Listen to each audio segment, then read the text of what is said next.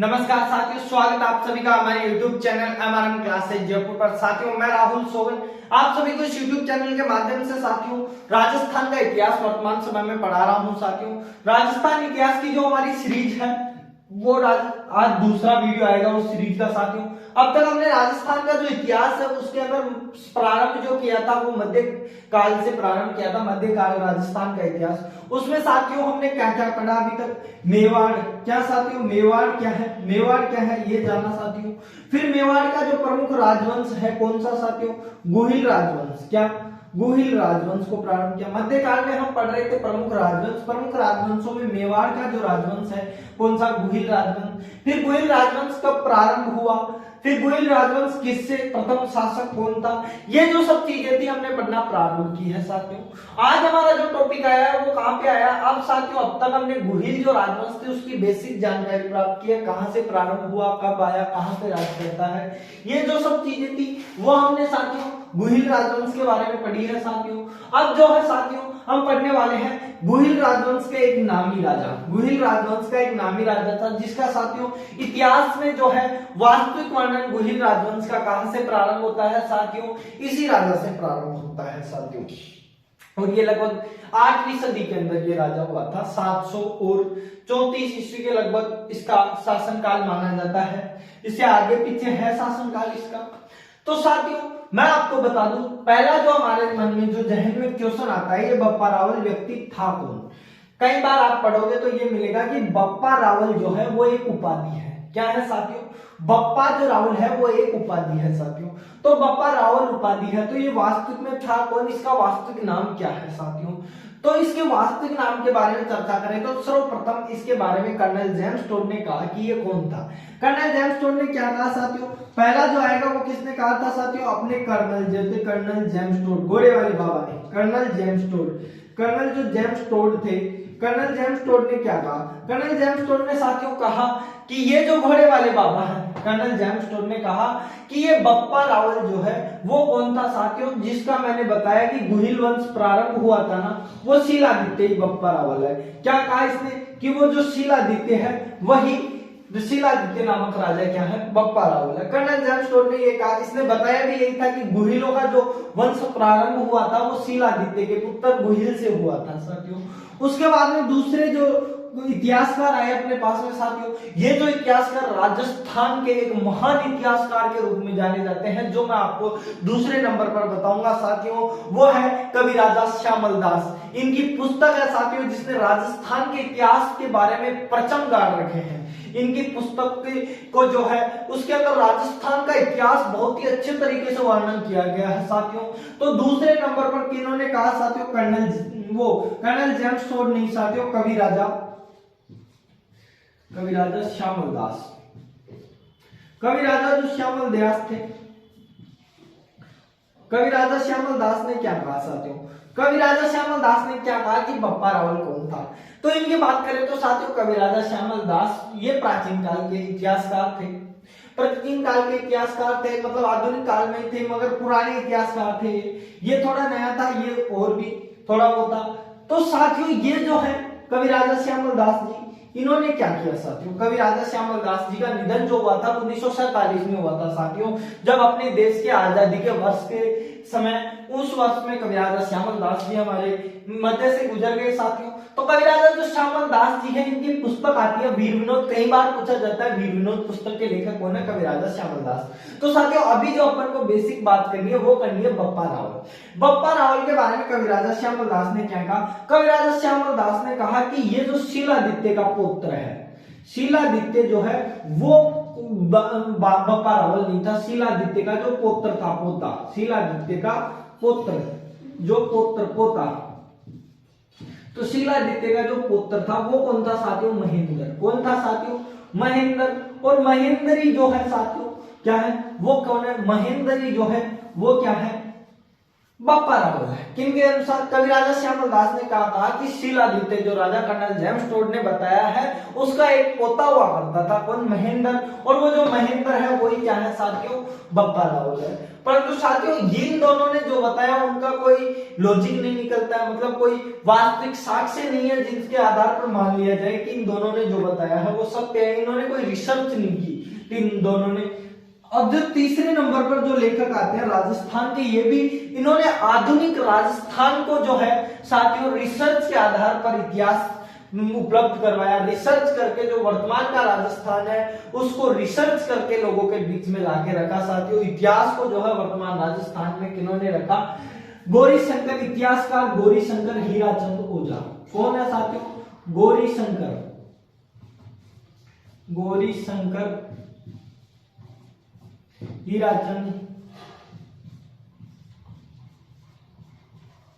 हीराचंद ओझा।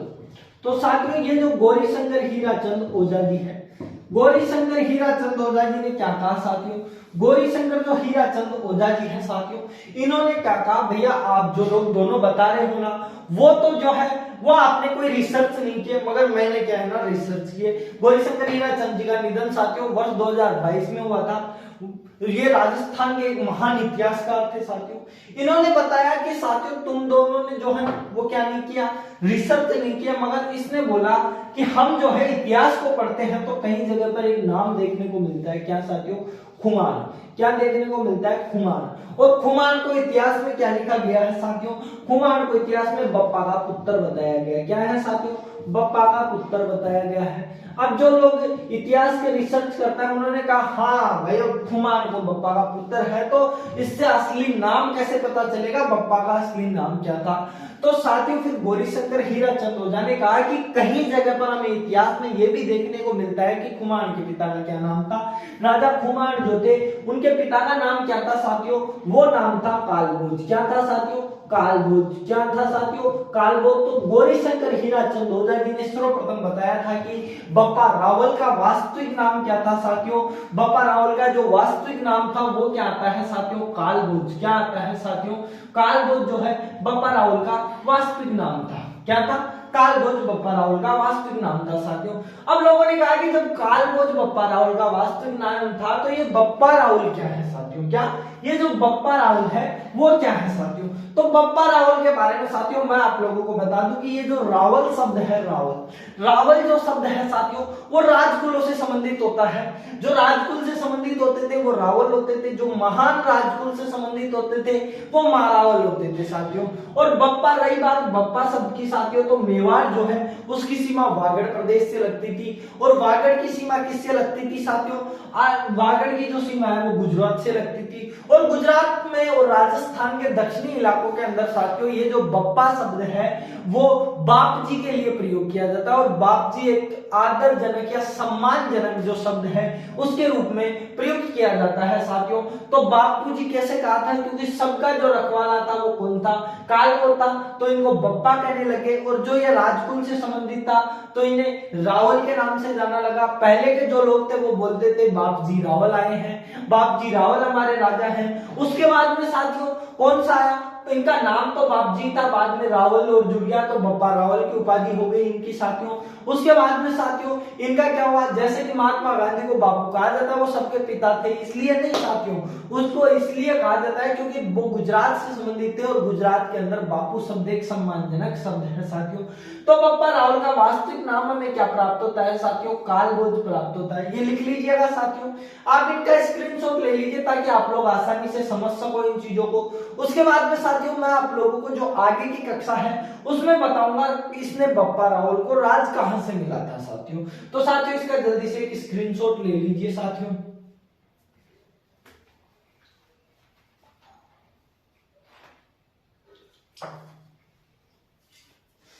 साथियों ये जो बप्पा रावल है इन्होंने राजस्थान को जो है गोहिल वंश का जो प्रारंभ है वो किया था साथियों।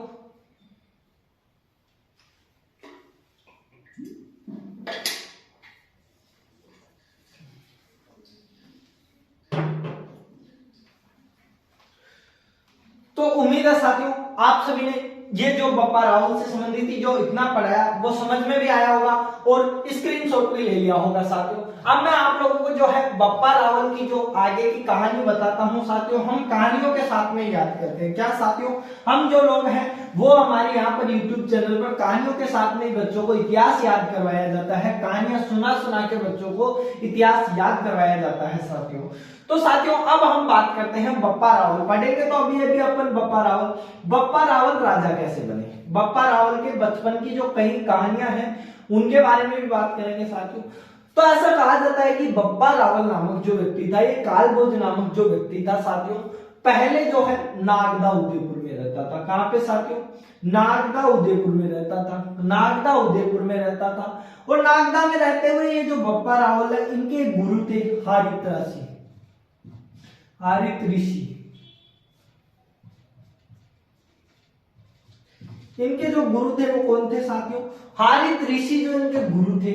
इनकी जो है बप्पा रावल क्या करने का कार्य करता था शायद साथियों, इनकी जो हारित ऋषि की जो गायें थी उनको कौन चराता था, गायों को कौन चराता था साथियों, ये जो बप्पा रावल है वो हारित ऋषि की गायों को चराता था साथियों, गायों को चराता था साथियों। अब ये नहीं है साथियों कि ये जो बप्पा रावल है वो हारित ऋषि की गायों को खुद जा जाके चराता था साथियों, ये गुहिल वंश से संबंधित था। अपनी ये जो भ्रांतियां फैली हुई है कि बप्पा रावल गाय चराता था, हाँ गायों को चराता था, संभालता था, क्योंकि ये राजा था नागदा का, वास्तविकता में ही नागदा का राजा था और इनकी गायों को संभलवाता था अपने लोगों से कहकर। तो इनकी गाय जो थी उनकी रक्षा करता था कौन, बप्पा रावल करता था साथियों। और ये जो हारित जो ऋषि थे वो एक महान ऋषि थे, ये दो देवताओं की पूजा करते थे, एक देवता और एक देवी की पूजा किया करते थे। ये जो थे वो महादेव के भक्त थे। किसके भक्त थे साथियों, महादेव के भक्त थे। और एक यहाँ पर नागदा के अंदर राठासन माता है, राठासन माँ, राठासन जो माँ है उसकी पूजा किया करते थे साथियों। और हारित ऋषि जो है वो बप्पा रावल के गुरु थे साथियों। बप्पा रावल इनकी गायों को चराता था और ये जो है हारित ऋषि वो महादेव के भक्त थे और राठासन माँ की पूजा करते थे।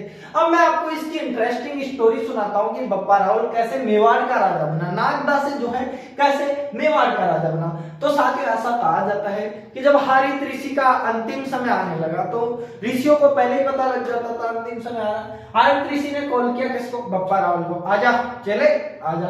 ये जो है चेला था साथियों इसका, किसका, हारित ऋषि का, अपनी लैंग्वेज में समझते हैं 16 साल। तो जब चेले को बुलाया, चेले को पूछा क्या चाहिए तेरे को, बप्पा रावल ने कहा साहब जी बाबूजी मेरे पास तो ये जो नागदा है वो छोटा सा ही हिस्सा है, अब इसमें क्या है ना आपकी सेवा में निकल गया यहाँ तो राज्य तो बढ़ा नहीं पाया मैं, मेरे जो बच्चे होंगे वो क्या करेंगे बाबूजी। तो हारित ऋषि ने कहा तू मांग तुझे क्या चाहिए। तो बप्पा रावल ने इनडायरेक्टली मांगा, सीधे सीधे नहीं मांगा, बोला बापूजी ऐसा कुछ कर दो जुगाड़ कि मैं आराम से जो है उम्र की जिंदगी निकाल दो, ऐसा आराम मिल जाए, थोड़ा बहुत सारी उम्र आपकी सेवा में लगाए। तो हारित ऋषि ने कहा ठीक है मैं तेरे लिए मेवाड़ मांग लेता हूँ, किनसे, मैं तेरे को मेवाड़ देता हूँ। मेवाड़ देने के लिए अब साथियों हारित ऋषि है उनके पास में तो मेवाड़ था नहीं, क्या हारित ऋषि है उनके पास में तो मेवाड़ था नहीं। तो हारित ऋषि ने क्या किया, अपनी जो माता थी राठासन माँ, राठासन माँ की क्या हारित ऋषि ने पूजा की। राठासन माँ की पूजा करके बोला देखो भाई माता जी आप ही हो हमारे तो जो हो जो, मेरा एक चेला है, मेरा तो अंतिम समय आ रहा है, मैं तो प्रभु के पास जा रहा हूँ महादेव के पास में। अब जो आप ही जो है मेरे जो चेले हैं उसको, मेरा जो शिष्य है उसको कहना आप मेवाड़ दिला दो ताकि वो अपने ऐसा आराम की जिंदगी जी सके। राठासन माँ ने कहा कि मेवाड़ तो मेरे पास नहीं है। क्या कहा हारित ऋषि को, मेवाड़ तो मेरे पास नहीं है, तुम्हें इसके लिए थोड़ी सी और परिश्रम करनी पड़ेगी। तो हारित ऋषि ने कहा हाँ माँ बोलो कौन किस क्या परिश्रम करना पड़ेगा।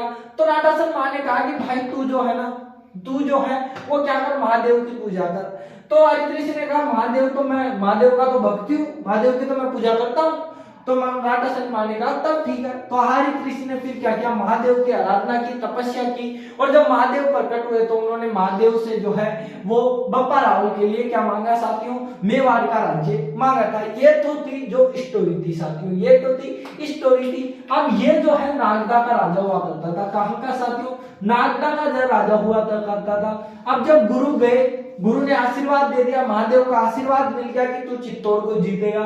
तो बप्पा रावल ने क्या किया, यहाँ से अपनी सेना ली, जो छोटी मोटी जो टुकड़ियां थी वो लेके कहां पर पहुंच गया, चित्तौड़ पहुंच गया। बप्पा रावल कहां पे पहुंच गया साथियों, ये जो चित्तौड़गढ़ है यहाँ पे पहुंच गया। और चित्तौड़ के अंदर उस समय कौन राज करता था साथियों, चित्तौड़ के अंदर जो है उस समय कौन सा मान मोरी, जो चित्तौड़ का जो शासक था साथियों वो कौन था उस टाइम, मान मोरी। कौन था साथियों, चित्तौड़ का जो शासक था वो था मान मोरी। और ये कौन से साम्राज्य से संबंधित था, ये जो है मौर्य वंश से संबंधित था। मौर्य राजा मान मोरी, कौन, मौर्यों का राजा हुआ करता था साथियों, ये मौर्य राजा था। मौर्य राजा मान मोरी था चित्तौड़ पर। बप्पा रावल ने आक्रमण किया, मौर्य राजा मान मोरी को हराया और क्या कर दिया, वहां से भगा के चित्तौड़ पे राज करने लग गया। तो चित्तौड़ उस समय क्या है साथियों, मेवाड़ का जो सबसे बड़ा जो क्षेत्र माना जाता था वो चित्तौड़ माना जाता था। तो बप्पा रावल ने क्या है साथियों, वो चित्तौड़ पर अधिकार तो कर लिया साथियों। परंतु साथियों जब हारित ऋषि जी का निधन हुआ, हारित ऋषि जी ने जब समाधि ली, उनका अंतिम समय आ गया था, उनके बाद में, उनके जाने के बाद में जो है साथियों बप्पा रावल ने क्या किया साथियों, चित्तौड़ को विजय प्राप्त कर ली। परंतु साथियों चित्तौड़ को जो राजधानी न बनाकर राजधानी कहां पर रखी साथियों, राजधानी जो है वो नागदा के अंदर ही रखी। चित्तौड़ का किला तो जीत लिया, लेकिन राजधानी कहां पर रखी साथियों, राजधानी जो है वो किसको रखा इन्होंने, राजधानी जो है नागदा को रखा। किसने, बप्पा रावल ने क्या है राजधानी क्या रखी, नागदा ही रख ली। उसके बाद में साथियों क्या हुआ, उसके बाद में साथियों हुआ ये कि राजधानी नागदा को रखा, चित्तौड़ को ऐसे ही छोड़ दिया। चित्तौड़ पे राजा है लेकिन राजधानी किसको बनाया, नागदा को बनाया। तो राजधानी के अंदर वहीं पे क्या है, नागदा के अंदर एक मंदिर का भी निर्माण करवाया। उस मंदिर का क्या नाम है साथियों, एकलिंगनाथ जी का मंदिर। किसका साथियों, एकलिंगनाथ जी का मंदिर, एकलिंगनाथ जी का मंदिर। एकलिंगनाथ जी कौन से थे साथियों, लकुलिश संप्रदाय का मंदिर है ये। एकलिंगनाथ जी का जो मंदिर है वो लकुलिश संप्रदाय, महादेव का जो संप्रदाय है, महादेव जी का मंदिर है और लकुलिश संप्रदाय का बनाया हुआ जो है मंदिर है। क्योंकि जो हारित ऋषि थे वो कौन से संप्रदाय से संबंधित थे साथियों, लकुलिश संप्रदाय से संबंधित थे। अब आगे बात करें साथियों, जैसे ही एकलिंगनाथ जी का मंदिर बनवाया साथियों, तो लोगों ने कहा कि ये नागदा में महादेव कहां से आएंगे, अपने महादेव तो कहां है, कैलाश पर्वत पे रहते हैं। तो बप्पा राव ने क्या है उस जो जगह का नाम बोला, यही हमारे लिए कैलाश है, और उस जगह का नाम क्या कर दिया, कैलाशपुरी कर दिया साथियों। तो जो है ये नागदा है कहां पे साथियों, वास्तविकता में नागदा को देखे तो ये नागदा जो है वो उदयपुर के अंदर है। कहां है साथियों, उदयपुर के अंदर है। अब आपसे डायरेक्ट क्वेश्चन ये भी पूछ सकता है, एकलिंगनाथ जी के मंदिर का निर्माण किसने करवाया था, तो वो थे बप्पा रावल। एकलिंगनाथ जी का मंदिर कौन से संप्रदाय से संबंधित है, तो वो है लकुली संप्रदाय। उसके बाद में ये पूछा जा सकता है एकलिंगनाथ जी का मंदिर कहां पर स्थित है, उदयपुर, जिलों का नाम दे तो उदयपुर, वरना नागदा, नागदा भी नहीं दे और कैलाशपुरी दे तो वो क्या आ जाता है साथियों, वहां पे भी एकलिंगनाथ जी का मंदिर आएगा साथियों। अब मैं थोड़ी सी और आपको बता देता हूं साथियों, अपना जो भारतीय जो इतिहास है साथियों, भारत के जो राजा हैं उनमें खासकर जो राजस्थान के राजा थे वो के लोग क्या है साथियों, वह स्वयं को राजा न मानकर देवताओं को राजा मानते थे। क्या साथियों, स्वयं को राजा न मानकर ये लोग देवताओं को राजा मानते थे। कैसे मानते थे साथियों, जैसे मेवाड़ के जो राजा थे वो स्वयं को देवता न मानकर वो कहते थे हम मेवाड़ के राजा नहीं है। क्या वो कहते थे, हम मेवाड़ के राजा नहीं है, मेवाड़ के असली राजा कौन है, एकलिंगनाथ जी है। क्या साथियों, मेवाड़ के असली राजा कौन है, एकलिंगनाथ जी है। तो लोग कहते थे फिर आप क्या हो, बप्पा रावल या फिर अन्य कोई राजा होता था, वह कहता था साहब जी हम तो जो है दीवान है, किनके, एकलिंगनाथ जी के दीवान है साथियों। ऐसा कई बार गानों में भी मिलता है साथियों, आपने वो गाना सुना होगा, गाना तो अच्छे से याद नहीं, वो हल्दी घाटी रो समर लड़ियो, वो महाराणा प्रताप कटे, वो एकलिंगनाथ को दीवान कटे साथियों। तो ऐसे जो है मतलब ये जो राजा है स्वयं को राजा न कहकर देवता जो उनके आराध्य देव होते थे उनको जो है साथियों राजा मानते थे और स्वयं को दीवान मानते थे। ऐसे ही जयपुर के जो राजा थे वो क्या कहते थे, माल को हम जो है प्रजा को कहते थे हम राजा नहीं है भैया, आप जो राजा जो है वो अपने तो गोविंद देव जी है। बीकानेर के क्या कहते थे, लक्ष्मी नारायण जी है, लक्ष्मी नाथ जी जो मंदिर है बीकानेर का, लक्ष्मी नाथ जी हमारे राजा है साथियों, हम तो क्या है दीवान है। तो राजस्थान के अंदर ये जो द्वैत शासन चलता था, देवताओं का शासन, उसका प्रभाव साथियों अकबर पर भी पड़ा था। क्या अकबर पर भी पड़ा था, वो अकबर के बाद में साथियों अकबर से भी फिर पहले एक राजा पर शासन पड़ा था बलबन पर, उसने कहा था ईश्वर का, मैं ही ईश्वर हूं, मैं एक ईश्वर का अंश हूं साथियों। तो ये प्रभाव क्या है, राजस्थान ने जो है वो अन्य राजाओं पर भी डाले थे साथियों। तो ये था अपना बप्पा रावल का कि उन्होंने चित्तौड़ को जीता, परंतु चित्तौड़ को राजधानी न बनाकर नागदा को राजधानी बनाया था और नागदा के अंदर एक मंदिर का निर्माण करवाया था। उस मंदिर का जो नाम था वो एकलिंगनाथ जी का मंदिर था। कौन सा था साथियों, एकलिंगनाथ जी का मंदिर था। उसके बाद में साथियों अब हम बात करें आगे की तरफ जरा सा बात करें साथियों, तो वो कौन सा आ जाता है साथियों, एकलिंगनाथ जी के मंदिर के बाद में जो है साथियों हम बात करेंगे बप्पा रावल के जो विजय अभियानों की बात करेंगे साथियों। तो एक बार आप इसको उतार ले चित्र के डायग्राम के रूप में कि एकलिंगनाथ जी ने, बप्पा रावल ने जो है जो नागदा से चित्तौड़ को जीता, चित्तौड़ को उस समय मानमोरी मौर्य राजा था। उसके बाद में राजधानी किसको बनाई, नागदा को, और एकलिंगनाथ जी का मंदिर का निर्माण करवाया। कहां पर, इसी राजधानी नागदा के अंदर।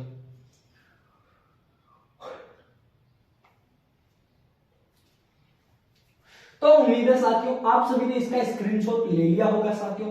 अब जो है साथियों आपको मैं एक बप्पा रावल के एक शानदार विजय के बारे में बताऊंगा साथियों, जिस विजय का जो है बप्पा रावल की वो विजय हमेशा याद रहेगी साथियों। क्या वो जो विजय है वो हमेशा याद रहेगी साथियों। लेकिन सर्वप्रथम मैं आपको बताना चाहूंगा इससे संबंधित जो है अरब आक्रमणकारी, क्योंकि बप्पा रावल की जो ये लड़ाई हुई थी, ये जो विजय थी बप्पा रावल की, वो अरब के एक राजा पर थी। तो अरब आक्रमणकारियों के बारे में बात बताऊं साथियों, तो अरब आक्रमणकारी जो थे वो भारत के अंदर 712 ईस्वी के अंदर सिंध विजय थी। अरबों का जो पहला सफल आक्रमण था वो कब था, अरब प्रथम सफल आक्रमण, अरबों का जो था प्रथम सफल आक्रमण कब हुआ था साथियों, 712 ईस्वी में। परंतु इन्होंने दिल्ली पर पूरे संपूर्ण भारत पर अधिकार कब किया था साथियों, वो किया था 1192 में तराइन के द्वितीय युद्ध के बाद में जो है क्या है, संपूर्ण भारत पर अधिकार। क्या साथियों, संपूर्ण भारत या दिल्ली पर अधिकार, भारत पर अधिकार। तो इन्होंने संपूर्ण भारत पर जो अधिकार कब किया था साथियों, 1192 के अंदर तराइन के द्वितीय याद में द्वितीय युद्ध के अंदर जो है मोहम्मद गजनी की विजय के बाद में, पृथ्वीराज चौहान की हार के बाद में जो है वो कौन बैठा था, कुतुबुद्दीन ऐबक जो है वो इससे पहले बैठ गया था साथियों। कुतुबुद्दीन ऐबक बैठा था, उसके कुतुबुद्दीन ऐबक इससे जो है पहले ही बैठ गया था साथियों। तो वो है हम कई लोग पढ़ते हैं साथियों, परंतु वास्तविक जो दिल्ली गद्दी पर बैठे वो तराइन के द्वितीय युद्ध के बाद में बैठे थे साथियों।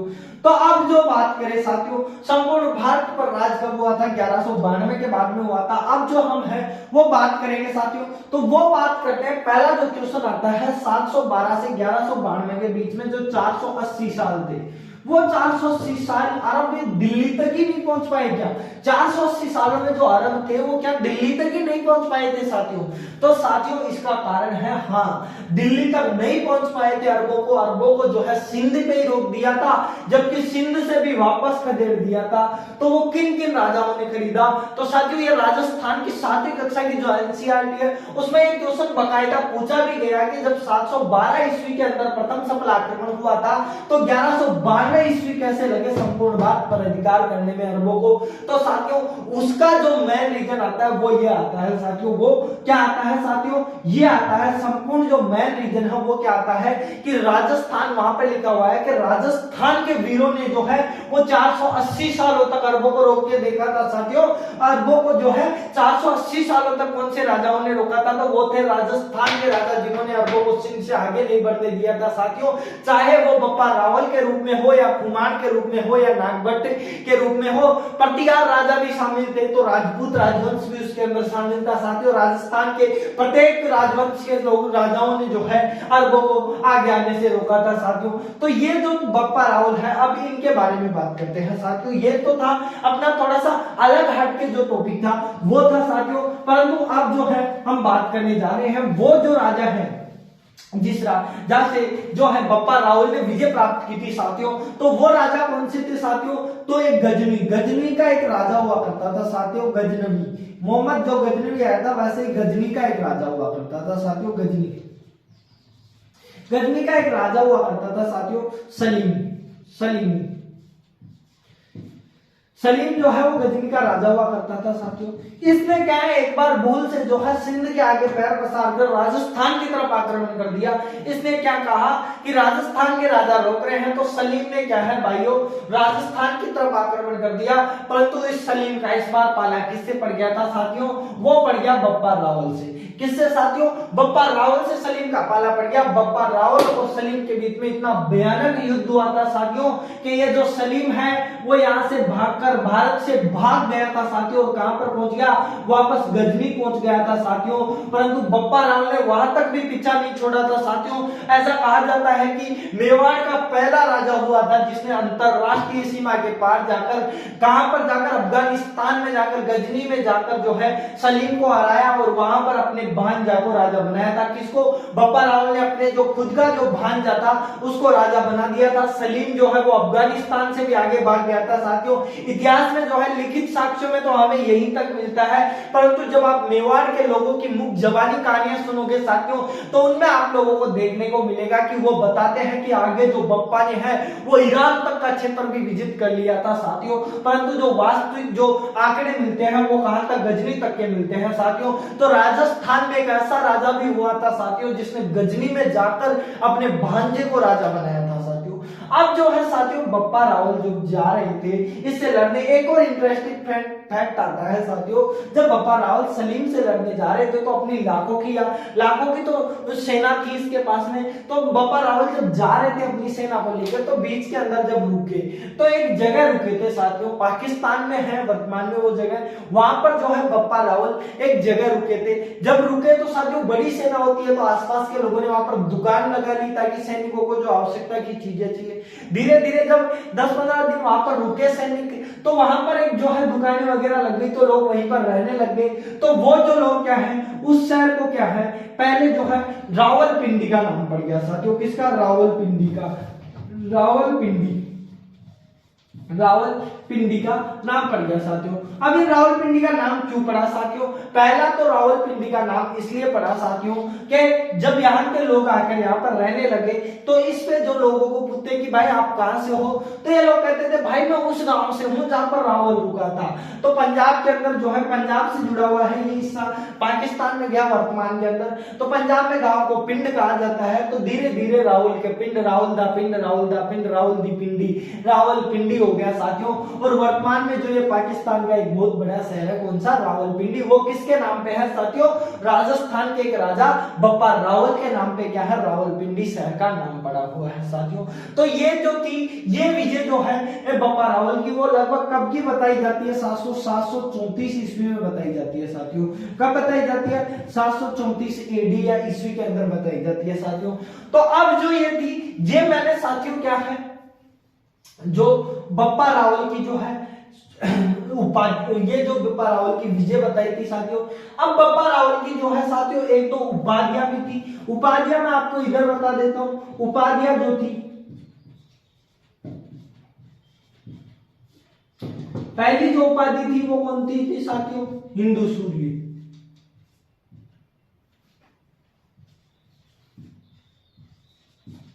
बप्पा रावल ने कहा कि भाइयों देखो मैंने पूरे राजस्थान को बचाया इसलिए मैं जो है हिंदुओं को बचाया अरबों से, तो क्या हूं, हिंदुओं का सूर्य हूं।